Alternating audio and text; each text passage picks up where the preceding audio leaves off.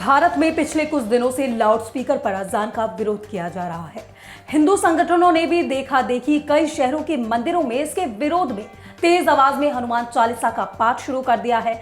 इसी के विवाद को लेकर यूपी के सीएम योगी आदित्यनाथ ने भी निर्देश देते हुए कहा कि धार्मिक स्थलों में अगर लाउडस्पीकर इस्तेमाल कर रहे हैं तो उसकी आवाज परिसर तक ही सीमित रहे। ऐसे में लोगों के मन में सवाल चल रहे हैं कि आखिर मस्जिद में अजान के लिए लाउडस्पीकर क्यों जरूरी है और क्या इसका इस्लाम से कोई कनेक्शन है। अगर इस्लाम में लाउडस्पीकर की बात की जाए तो जब धर्म बने थे तब लाउडस्पीकर नहीं हुआ करते थे। नमस्कार, स्वागत है आपका इंडिया रिपोर्ट में। मैं हूं आपके साथ सुष्मिता तिवारी। इतिहास से ये बात साफ होती है कि पहले मुअज्जिन अपनी तेज आवाज से ही अजान पढ़ते थे, जिससे आसपास के घरों में रहने वाले लोगों को नमाज के समय का अंदाजा हो जाता था और वे मस्जिद में आ जाते थे।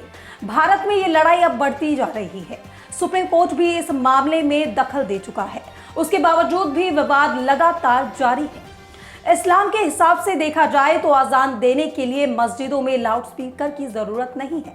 अजान तो लोगों को नमाज के लिए बुलाने का एक तरीका है। ऐसे में अजान लाउडस्पीकर में हो या बिना, उसके बात एक ही है। यानी धर्म से इसका कोई लेना देना नहीं है। अब सवाल आता है कि धर्म से लेना देना नहीं है तो मस्जिदों में क्यों लाउडस्पीकर पर अजान दी जाती है। इस सवाल का जवाब हम आपको बताते हैं। आखिर लाउडस्पीकर पर अजान की शुरुआत क्यों हुई? जब अजान देना शुरू हुआ था तब ऊंची दीवार या ऊंचे टीले या किसी भी ऊंची जगह पर चढ़कर तेज आवाज में अजान दी जाती थी। उस वक्त मुसलमान बहुत कम थे और ज्यादातर मुसलमानों के घर मदीने की मस्जिद के आसपास ही हुआ करते थे। उन तक हजरत बिलाल की आवाज आसानी से पहुंच जाती थी। बाद में जब लोगों ने इस्लाम धर्म को अपनाना शुरू किया और मुसलमानों की आबादी बढ़ी, तब मस्जिद में मीनारों का बनना शुरू हुआ। इन मीनारों को इस तरह से बनाया जाता था जिनसे आवाज गूंजती हुई दूर तक जाती थी। लेकिन आजकल लाउडस्पीकर पर अजान देने का चलन इसलिए शुरू हो गया क्योंकि अब आबादी बढ़ गई है, शोर बहुत ज्यादा होता है। अगर बिना लाउडस्पीकर के अजान दी जाएगी तो लोगों तक मुअज्जिन की आवाज नहीं पहुंच पाएगी। लाउडस्पीकर का आविष्कार 20वीं सदी की शुरुआत में हुआ था और फिर इस आविष्कार के बाद लाउडस्पीकर्स को मस्जिदों तक पहुंचाने में बहुत ज्यादा वक्त नहीं लगा। ब्रायन मिंटस की किताब the bishop, the mullah and the smartphone, the journey of two religions into the digital age के मुताबिक दुनिया में पहली बार अजान के लिए लाउडस्पीकर का इस्तेमाल सिंगापुर की सुल्तान मस्जिद में किया गया था। ये करीब 1936 की बात है।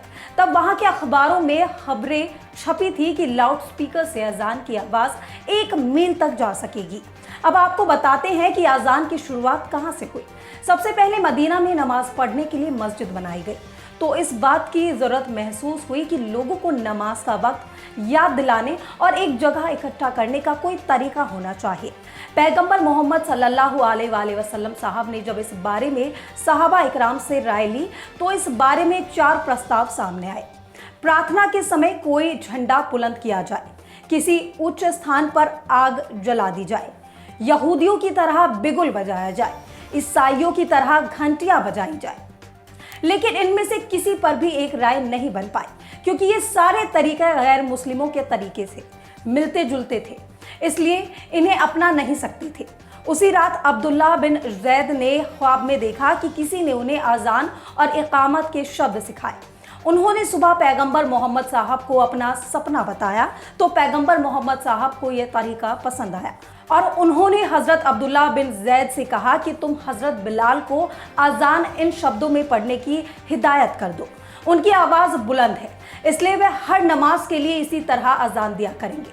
हजरत बिलाल को अजान के लिए चुनने का एक कारण ये भी था कि हजरत बिलाल एक हबशी यानी अफ्रीकन दास थे। पैगंबर मोहम्मद साहब दास प्रथा को खत्म करना चाहते थे, इसलिए उन्होंने हजरत बिलाल को अजान देने के लिए चुना। उसी दिन से अजान की प्रणाली स्थापित हुई और इसी तरह हजरत बिलाल इस्लाम के पहले अजान देने वाले के रूप में प्रसिद्ध हुए और तभी से इस्लाम में हर नमाज से पहले अजान दी जाती है। फिलहाल इस जानकारी में मेरे साथ बस इतना ही। ऐसी ही और तमाम जानकारियों से जुड़े रहने के लिए बने रहिए मेरे साथ और देखते रहिए इंडिया रिपोर्ट।